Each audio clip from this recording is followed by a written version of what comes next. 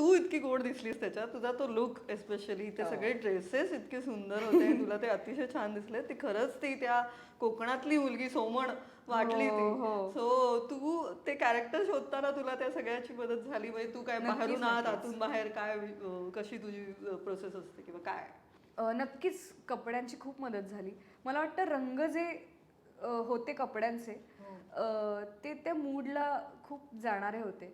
कुठेतरी तो साऊथचा काही नाही. साई पल्लवीचा लुक असतो ना, की एक अतिशय नॅचरल ब्युटी, त्या लेवलचं मी बोलतेय, की ते अतिशय नैसर्गिक सौंदर्य वाटलं. एक्झॅक्टली तशा कॉम्प्लिमेंटही मिळाल्या असतील. आणि मला सुबोधने पहिल्यांदाच सांगितलं की साई पल्लवी झोन हवाय. हे त्यांनी मला पहिल्या भेटीत सांगितलं.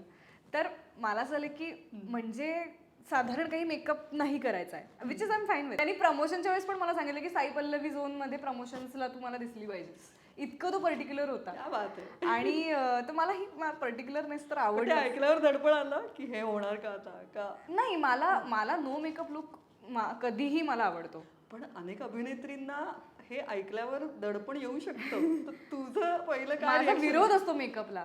माझ्यासोबत जे कोणी मेकअप आर्टिस्ट काम करतात त्यांना मी नाही एवढा बेस नाही, नाही हे नको हे नको काही कर नाही, हे नका लावू, एक मिनिट बस काढा, खूप झालं काढा, लिपस्टिक कमी करा, असं माझी खूप तक्रार असते. ओके. कारण तू तसंही कमी की मी कमी मेकअप झोन मला आवडतो. किती इंटरव्ह्यूज मी असे विदाऊट मेकअप किंवा काही लिपस्टिक लावली आहे बेसिक तुला वगैरे, गरजही नाहीये तशी. पण मला असं वाटतं की this is what makes us human.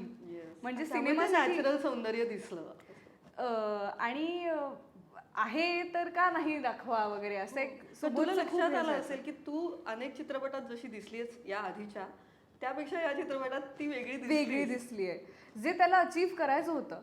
आणि मला असं झालं की पण आपण काही वेगळा लुक करणार नाही तर मी कशी वेगळी दिसणार आहे. पण समहाऊ ते अचीव्ह झालं, म्हणजे मीच मला वेगळी दिसते. किंवा मला स्क्रीनवर बघताना असं जाणवलं की यार वंदना वाटतेय, काय माहिती मी काय केलंय मला आत्ता कळत नाहीये.